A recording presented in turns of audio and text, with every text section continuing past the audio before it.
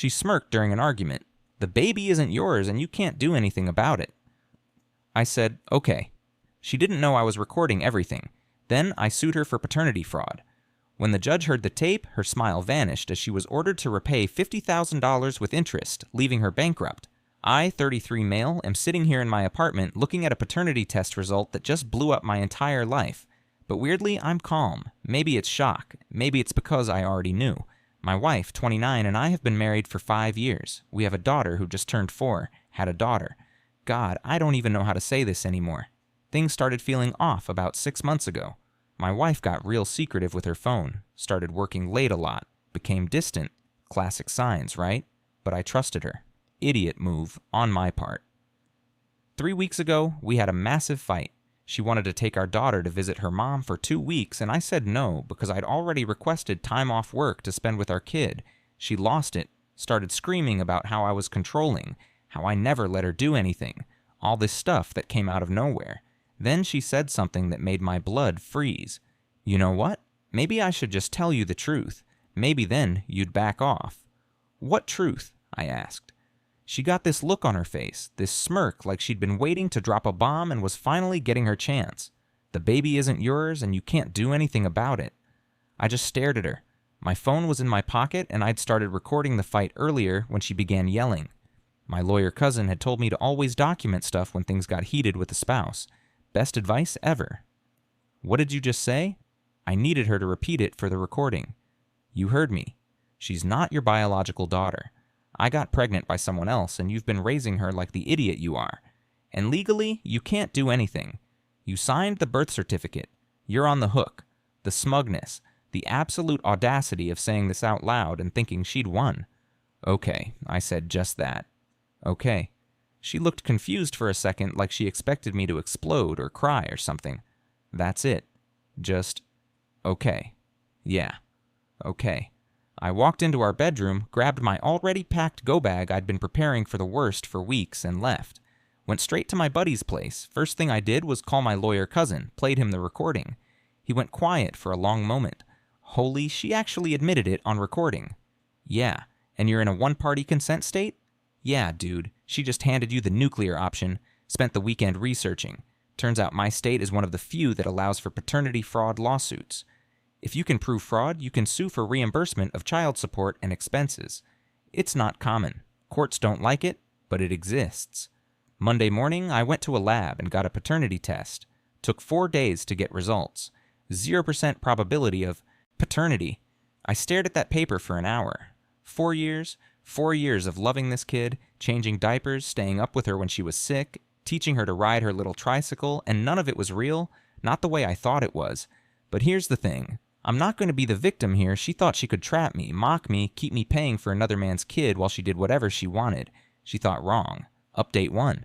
2 weeks later, the divorce papers were filed 6 days after I got the test results. My wife didn't expect that. I think she genuinely believed I'd just accept it, that I'd keep playing dad and husband while she did whatever. Nope, I hired a real attorney, not just my cousin, a family law specialist who'd handled paternity fraud cases before. Cost me $5,000 retainer, but worth every penny. My wife got served at her mom's place. She'd taken our daughter, her daughter, and gone there after I left. According to the process server, she screamed at him for 10 minutes. That afternoon, my phone started blowing up. Her mom called me 17 times in an hour. I didn't answer. Then came the texts.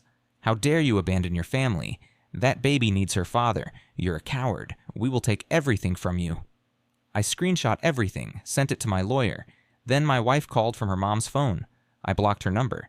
I answered, "You actually filed for divorce? Are you insane? You told me the kid isn't mine. Why would I stay married to you?" I was angry. I didn't mean it. You know she's yours. So you were lying then, or you're lying now? Which is it? Silence. I'm filing the paternity test with the court, and I'm suing you for paternity fraud. You can't do that. That's not a real thing. It is in this state. My lawyer says we've got a solid case. You admitted on recording that you committed fraud. That's evidence. More silence. Then her voice changed. Got real soft and manipulative. Baby, please think about our daughter. She loves you. You're her daddy. Don't do this to her. She's not my daughter. You made that very clear. I made a mistake. I was upset. Please, we can work this out. I'll go to counseling, whatever you want. See you in court. I hung up. Block that number too. 2 days later, I got a call from my soon-to-be ex-wife's lawyer. Some guy who sounded like he just graduated law school yesterday. Mr. Sir, my client is willing to agree to an amicable divorce if you drop this paternity fraud claim. No, sir, you should know that these cases rarely succeed. The courts prioritize the child's best interests, and the court can prioritize whatever it wants. I've got her on recording admitting fraud. We're going forward.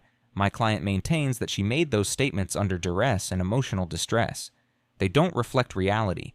Then she can submit to another paternity test ordered by the court. I'll agree to that. Long pause. I'll discuss with my client. He called back 6 hours later. She refused the court-ordered test. My lawyer laughed when I told him. She just admitted guilt without admitting guilt. Beautiful. The divorce proceeding started getting messy. She wanted the house, my house that I'd owned before marriage, half my retirement account, full custody of the child, and $2,200 a month in child support. Her lawyer filed a motion claiming I was the legal father regardless of biology because I'd established a parental relationship and acted as father for 4 years. Legally, he wasn't wrong. That's a real thing. Courts don't like breaking established parent-child bonds even when there's no biological connection. But here's where the recording came. In clutch. My lawyer submitted it as evidence of fraud. The judge ordered a court-supervised paternity test. My wife tried to refuse. The judge made it clear. Submit to the test or lose credibility entirely. Test came back. 0% probability of paternity. Official court document. The judge's face when he read that report. Man, he looked at my wife like she just kicked a puppy. Hearing was 3 days ago. That's when things got really interesting. My wife showed up in a conservative dress, hair pulled back, looking like she was going to church, playing the victim card. Her mom was there too, glaring at me like I was Satan himself. Her lawyer made his case. Despite the biology, I was the legal father. I'd signed the birth certificate. I'd acted as father. The child knew me as daddy. Breaking that bond would traumatize her. They wanted me to continue paying support and have supervised visitation only, meaning I'd pay but barely see her. My turn. My lawyer played the recording in the courtroom. Out loud. Her voice crystal clear. The baby isn't yours. I got pregnant by someone else, and you've been raising her like the idiot you are. The judge's face went from professional neutral to barely concealed disgust. My wife's lawyer tried to object, claiming emotional distress, but my lawyer had already filed the authentication paperwork. One-party consent, state legal recording. Then my lawyer presented the financial breakdown. 4 years of expenses, medical bills during pregnancy, $4 and $200. My insurance covered most, but I paid deductibles. Hospital delivery, $2,800. My portion after insurance. Childcare for first 2 years, $24,000. Diapers, formula, clothes, toys, roughly $8,000. Medical insurance, adding her to my plan, $3,600. MISC expenses, birthday parties, etc., $3,400. Gertz, total approximately $46,000. Plus, we were requesting interest at the state legal rate, 6% annually from the date of birth. With interest $52,880, her lawyer tried to argue that I'd given these as gifts, that I'd willingly acted as father. My lawyer, Your Honor, my client, acted under fraudulent pretenses. He believed he was supporting his biological child. The defendant knowingly deceived him and induced him to provide financial support under false pretenses. That's textbook fraud. The judge asked my wife directly, "Ma'am, did you know at the time of the child's birth that your husband was not the biological father?" She started crying, didn't answer. "Ma'am, I need you to answer the question." Her lawyer whispered something to her. I wasn't sure. It could have been either. Either who? She wouldn't answer that. The judge ordered a recess, told both sides to work out a settlement. Her lawyer pulled mine aside, offered to drop all her divorce demands except splitting the house equity 50-50 if I dropped the fraud claim. My lawyer counteroffer. She gets nothing from the divorce except her personal belongings, and she pays back $30,000 of the fraud claim over 5 years. Otherwise, we go to trial and ask for the full amount plus legal fees. Her lawyer went pale. Went to talk to my wife and her mom. Came back 20 minutes later. They rejected it. Wanted to go to trial. Fine by me. Update 2. 6 weeks later. Trial happened last week. It was brutal. First day was mostly procedural stuff, but my wife's lawyer tried to paint me as a deadbeat who was abandoning my daughter for petty revenge. Called me selfish, heartless, said I was traumatizing a child who'd done nothing wrong. He wasn't wrong about the trauma part. That kid is innocent in all this. But I'm not the one who caused this situation. My lawyer's opening was simple. This is a case of fraud. The defendant knowingly deceived my client about the paternity of a child, induced him to provide financial support under false pretenses, and only revealed the truth when confronted. This is not about the child. This is about holding someone accountable for fraud. Day 2, they called my wife to testify. She played victim hard, cried on the stand, talked about how scared she was to tell me the truth, how she wasn't sure about paternity, how she'd hoped I was the father, her lawyer. And did you ever intend to defraud your husband? No, I loved him. I made a mistake, and I didn't know how to fix it. Cross-examination was beautiful, my lawyer. Ma'am, you testified that you weren't sure about paternity. Did you consider getting a paternity test before putting my client's name on the birth certificate? I know. Why not? I don't know. You don't know, or you didn't want to know. Objection. Badgering. Sustained. Rephrase. Ma'am, you had an affair, correct? It wasn't an affair. We were separated. Were you legally separated? Had you filed separation paperwork? Well, no. But so you were still married and living with my client? Yes. And you had sexual relations with another man during this time? Yes. And you didn't tell my client about this? No. And when you became pregnant, you allowed my client to believe he was the father. I thought he might be, but you also thought the other man might be. Yes. And you didn't think my client had a right to know this? Silence. Ma'am, I'll play the recording again. No? Fine. I knew he probably wasn't the father. Okay, I knew. And I didn't say anything because I wanted my marriage to work. The courtroom went dead quiet. Her lawyer looked like he wanted to crawl into the table. My lawyer. So you knowingly deceived my client for 4 years. She started crying again. I'm sorry. I'm so sorry. I just wanted a family at my client's expense. I'll pay him back. I'll get a job. I'll figure it out. You told my client. And I quote, you can't do anything about it. Did you not? I was angry. I didn't mean you didn't mean it, or you didn't mean for him to have proof. Objection withdrawn. No further questions. They called her mom next. Big mistake. Her mom testified that I was a controlling, abusive husband who drove her daughter to seek comfort elsewhere. Cross-examination. Ma'am, did you ever witness me being abusive to your daughter? Well, no. But she told me. Did you personally witness any abuse? No. Did your daughter ever call the police on me? No. Ever get a restraining order? No. Ever go to the hospital for injuries I caused? No, but emotional abuse. Ma'am, yes or no? Did you know your daughter was pregnant by another man when she allowed my client to believe he was the father? She told me she wasn't sure who the father was. And you didn't think she should tell my client this? I told her to, but she was afraid. Afraid of what? That he'd leave her. So she lied to keep him trapped in the marriage. That's not, you're twisting my words. I'm using your words. No further questions. Her lawyer tried to call character witnesses who'd testify about what a good dad I'd been trying to prove I should keep paying support regardless of biology. My lawyer objected. This isn't a custody case, Your Honor. This is a fraud case. My client's quality as a parent is irrelevant to whether fraud occurred. Judge agreed. They rested their case after 2 days. Our turn. My lawyer called a forensic accountant who'd gone through every expense related to the child, every receipt, every bill, every insurance claim, documented everything. Then he called me. I testified about the affair suspicions, the fight, the recording, the aftermath. Kept it factual, unemotional, let the facts speak. My wife's lawyer tried to rattle me on cross. Sir, do you love the child you raised for 4 years? I love who I thought she was, but she's not my daughter. You're really going to punish an innocent child because you're angry at your wife? I'm not punishing anyone. I'm seeking reimbursement for fraud. You don't think taking money from her mother will affect her? Her mother should have thought about that before committing fraud. So you feel no obligation to this child. I feel the same obligation any stranger would. She's not mine. You can really just turn off 4 years of fatherhood. I looked him dead in the eye. Her mother turned it off for me the second she admitted the truth. She's the one who destroyed that relationship, not me. No further questions. Closing arguments happened yesterday. Her lawyer went hard on the think of the child angle, talked about how I was legally the father, regardless of biology, how the law protects established parent-child relationships, how I was being vindictive. My lawyer's closing. The defendant committed fraud.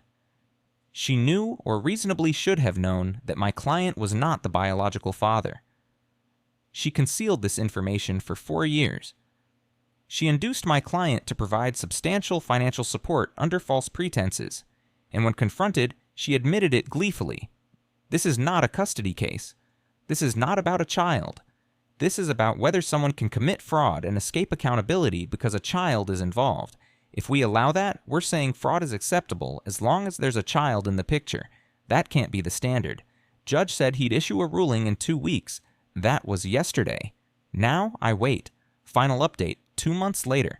The ruling came down 3 weeks ago. I've been processing it before posting this update. Judge ruled in my favor. Here's what he ordered. 1. Divorce granted with no assets to my wife. I keep the house, my retirement, everything. She gets her personal belongings only. 2. I am not the legal father. My name is to be removed from the birth certificate. I have no custody, no visitation, no obligations. 3. My wife is ordered to pay restitution of $52,880 for paternity fraud, the $46,000 base plus interest. 4. Payment plan, $750 a month for 7 years, with the balance due immediately if she misses 2 consecutive payments. 5. She's responsible for her own legal fees, around $15,000. The courtroom was silent when he read the decision. My wife started crying. Her mom started yelling at the judge about how this was unfair, how he was destroying a family. Balif had to escort her out. Her lawyer tried to appeal. Motion was denied. Judge said the evidence was overwhelming and the law was clear. Here's where it gets interesting. My wife works part-time retail, makes maybe $22,000 a year. She can't afford $750 per month. Her mom's on a fixed income. Her dad passed away years ago. 2 weeks after the judgment, she filed for bankruptcy, tried to discharge the debt. My lawyer filed an objection. In our state, debts resulting from fraud can't be discharged in bankruptcy. Judge agreed. She's stuck with it. She's moved back in with her mom full-time, had to sell her car to make the first few payments. Her mom's furious, blaming me for destroying them financially. I got a few nasty messages from her family members. Her brother called me and threatened to beat my ass if I didn't drop the judgment. I reported it to the police, got a restraining order. The kid, man, that's the hard part. I haven't seen her since I left. Her mom took her straight to grandma's and I haven't been around. According to mutual acquaintances, she keeps asking where I am. Breaks my heart, but what am I supposed to do? I'm not her father. Her biological father is apparently some guy my wife worked with who wanted nothing to do with the kid when she told him. So that kid's got no dad now. Not because of me, because her mom lied. Some people think I'm in for this, that I should have just sucked it up and kept being her dad, that the kid shouldn't suffer for her mom's mistakes. And yeah, that kid is suffering. I feel terrible about that, but I didn't cause this. I'm not the one who lied for 4 years. I'm not the one who committed fraud. My wife had 1,000 chances to come clean. Before the birth, after the birth, any time in those 4 years, she chose to lie every single time. She chose this. As for me, I'm in therapy processing 4 years of my life that were built on a lie. It's weird. I still have muscle memory from being a dad. I see a kid fall down at the park, and my instinct is to run help. I hear a kid crying, and I look around for the parent. Takes a second to remember it's not my job anymore. My lawyer says the payments have been coming in on time so far. She's making them somehow. Probably her mom's helping. I moved to a smaller place, sold the house, couldn't be in that space anymore. Too many memories. Used the profit to pay off my legal bills and socks some away. Started dating a bit. Nothing serious, hard to trust after this. Work's been good. Threw myself into it. Got a promotion, actually. More money, more responsibilities. Keeps me busy. Someone asked me if I regret recording that conversation. Hell no, that recording saved my life. Without it, I'd still be paying for someone else's kid, trapped in a marriage with a woman who thought I was an idiot. Do I regret how it affected the kid? Yeah, every day. But I didn't have a choice. I couldn't keep living a lie, and I couldn't let my wife think fraud was consequence-free. Some people say the punishment doesn't fit the crime. That $52,880 is too harsh. I disagree. She took 4 years of my life. 4 years of believing I was building a family. 4 years of memories that are now tainted. 4 years of financial and emotional investment in something that was never real. $52,880 doesn't even cover that. But it's something. It's accountability. It's the law saying what you did was wrong and you have to make it right. That's all I wanted. Not revenge, just accountability. She smirked and said I couldn't do anything about it. Turns out I